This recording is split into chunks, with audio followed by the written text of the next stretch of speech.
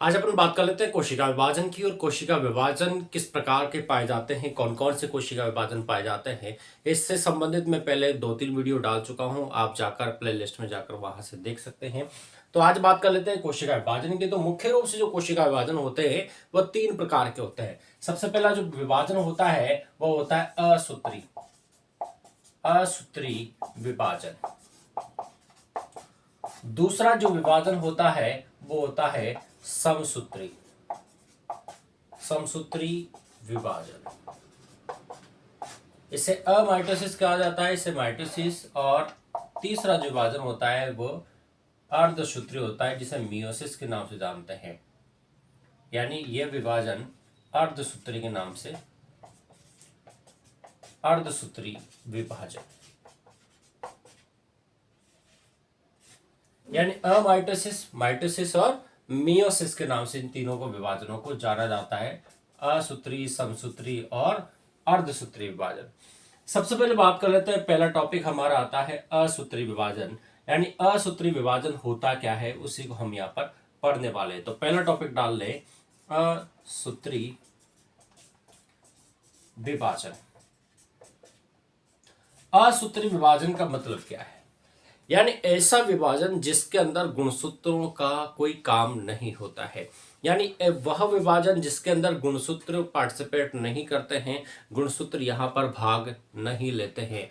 यानी अगली पीढ़ी का जब निर्माण होता है तो उस पीढ़ी में गुणसूत्र जा पार्टिसिपेट नहीं करते हैं। तो इसका मतलब ऐसा विभाजन, ऐसी जो कोशिकाएं होती है उन कोशिकाओं में क्या हो जाता है कि जो केंद्रक होता है, ये केंद्रक का यहाँ पर ज्यादा रोल नहीं होता। तो कोशिकाएं फिर विभाजित कैसे होती है? असूत्री का मतलब, सूत्री का मतलब क्या होता है? गुणसूत्रों से लिया गया है। तो सूत्री, असूत्री का मतलब है कि उनमें गुणसूत्र नहीं जाएंगे। यानी यहाँ पर ना तो कोई प्रोफेज अवस्था आएगी, ना कोई मेटाफेज अवस्था आएगी, ना कोई टीलोफेज आएगी, ना ही कोई एनाफेज आएगी।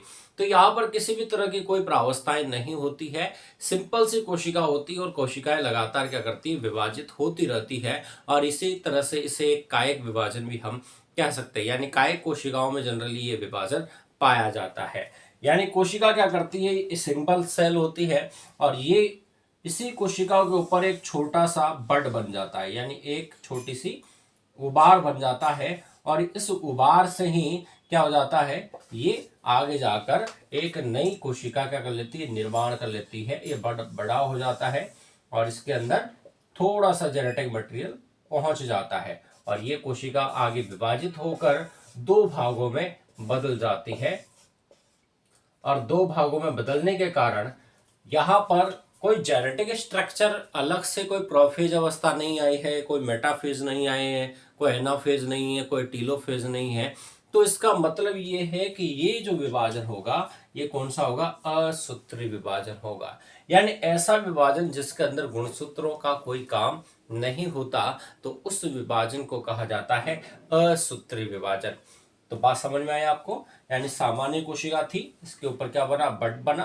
बड के बाद में ये बड बड़ा हुआ और इसने 2 कोशिकाओं का वापस से निर्माण कर लिया। तो इस प्रकार का जो विभाजन देखने को मिलता है ये असूत्री विभाजन ही कहलाता है। और इस विभाजन के अंदर मैंने बार बार कहा है कि इस विभाजन में किसी भी प्रकार के कोई गुणसूत्र काम में नहीं लिए जाते। तो ये विभाजन ज्यादातर सामान्य कायिक कोशिकाओं में ही पाया जाता है। लैंगिक कोशिकाओं में इस प्रकार का कोई विभाजन नहीं होता। अब बात समझने की है कि विभाजन होता किन के अंदर है। ये एक कोशिकीय जो जीव होते हैं, एक कोशिकीय जीवों के अंदर ये विभाजन सामान्य रूप से देखने को मिलता है। बैक्टीरियाओं में, कवकों में, शैवालों के अंदर जनरली कवक और शैवाल इस विभाजन को ज्यादा करते हैं। कवक व शैवाल। कवकों में ज्यादा कौन करता है? ईस्ट करती है। ठीक है, यानी जो ईस्ट है इसमें ये विभाजन ज्यादा देखने को मिलता है। तो कवकों और शैवालों में क्या होता है कि एक बड बनता है कोशिकाओं के अंदर और कायिक कोशिकाओं में ही ये विभाजन देखने को मिलता है। यानी असूत्री विभाजन ज्यादातर कवकों और शैवालों में देखने को मिलता है। जनरली कवकों में ज्यादा देखने को मिलता है, यानी फंगस में ज्यादा देखने को मिलता है। तो ये असूत्री विभाजन उनके अंदर पाया जाता है। अब बात कर लेते हैं अपन कि ये विभाजन में गुणसूत्र काम में यहां पर नहीं आते हैं। तो कोशिका में क्या होगा कि यहाँ पर क्रोमेटिन जाल पाया जाता है और इस क्रोमेटिन जाल में, ठीक है, इसमें किसी भी तरह का किसी भी प्रावस्था में, विभाजन की किसी भी प्रावस्था में कोई बदलाव देखने को नहीं मिलता। जब बदलाव देखने को नहीं मिलेगा तो इसका मतलब क्या है कि ना तो इसमें कोई प्रोफेज अवस्था आई है, ना तो कोई प्रोफेज आया है, ना कोई मेटाफेज है, ना कोई एनाफेज है, ना कोई टीलोफेज अवस्था इसमें सम्मिलित की जाती है। इसी कारण से इसको कहा जाता है असूत्री विभाजन। अब दूसरा विभाजन की हम बात करते हैं, समसूत्री विभाजन।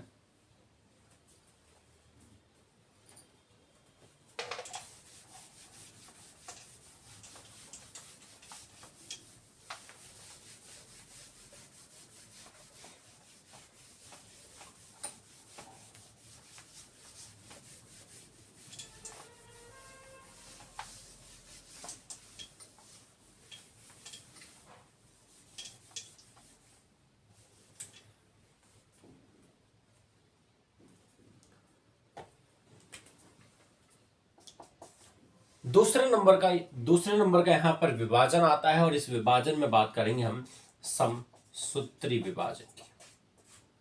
समसूत्री विभाजन, ये विभाजन थोड़ा लंबा है, थोड़ा बड़ा है। और समसूत्री विभाजन, ठीक है, क्या होता है, किस तरह से पाया जाता है, मैट्रिसेस। तो समसूत्री विभाजन मुख्य रूप से अलग अलग प्रावस्थाओं में संपन्न होता है, अलग अलग प्रावस्थाओं में कंप्लीट होता है। यहाँ पर मैं आपको वीडियो ज्यादा लंबा ना हो इस कारण से मैं आपको शॉर्ट में सारी चीजें यहाँ पर समझा रहा हूँ जो आपके हमेशा जीवन में काम आने वाली है। तो यहाँ पर बात कर लेते हैं समसूत्री विभाजन की। तो भैया हम जानते हैं कि जो समसूत्री विभाजन होता है वह कोशिका चक्र के अनुसार, अगर मैं बात करूं सेल साइकिल के अनुसार, तो G1, S, G2 और M प्रावस्थाओं में कंप्लीट होता है। यानी ये जो प्रावस्थाएं हैं, ये प्रावस्थाएं समसूत्री विभाजन की प्रावस्थाएं यानी कोशिका चक्र की प्रावस्थाएं हैं। इसके दौरान यहां पर हम बात कर लेते हैं जीवन फेज की। तो जीवन फेज के अंदर क्या होता है, तो गुणसूत्र क्या होता है, जो तैयारी होती है कोशिका की, वो अपने आकार आकृति में लगातार वृद्धि करने लगती है। यानी कोशिका लगातार अपने आकार आकृति में धीरे धीरे क्या करने लगती है, वृद्धि करने लगती है। क्योंकि हम जानते हैं कि किसी भी कोशिका को अगर विभाजित होना है तो उसके पहले उसको अपना क्या करना पड़ेगा, अपनी आकार आकृति में वृद्धि करनी पड़ेगी। यानी अपने प्रोटीन में वृद्धि करनी पड़ेगी, अपने विटामिन में वृद्धि करनी पड़ेगी, अपने कोशिका अंगों में वृद्धि करनी पड़ेगी, अपने जेनेटिक मटेरियल में वृद्धि करनी पड़ेगी। तो बहुत सारी वृद्धियां यहाँ पर सम्मिलित होती है। और जीवन फेज में क्या हो जाता है, ये प्रारंभिक अवस्था है और इस अवस्था में लगातार कोशिका विभाजन की तैयारियां बड़ी जोर मतलब विभाजन की तैयारियां करने लगती है। उसके बाद में एस फेज आती है और एस फेज में क्या किया जाता है कि इसी कोशिका के अंदर जो केंद्रक होता है, इस केंद्रक में उपस्थित जो जेनेटिक मटेरियल है, यानी जो जेनेटिक मटेरियल यानी डीएनए जो है, इस डीएनए के अंदर रेप्लिकेशन होता है। यानी इस डीएनए के अंदर रेप्लिकेशन की क्रिया संपन्न होती है।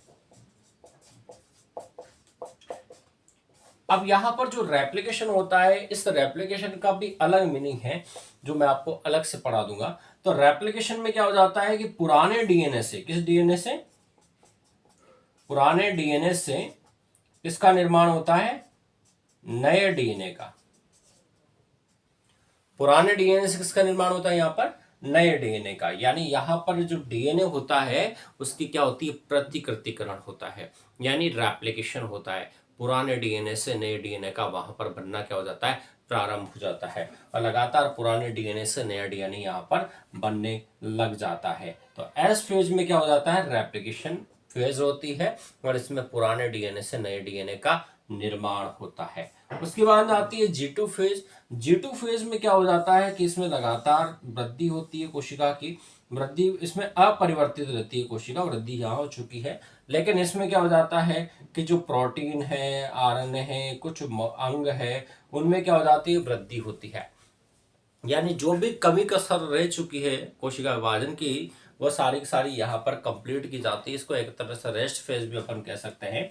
इसमें अपरिवर्तित कोशिका रहती है लेकिन लगातार उसके थोड़ा थोड़ा उसमें बदलाव होता है। और जो मुख्य अवस्था है कोशिका विभाजन की, उसे कहा जाता है एम फेज। एम फेज को ही डिवीजन फेज कहा जाता है, यानी विभाजन अवस्था कहा जाता है, विभाजन अवस्था।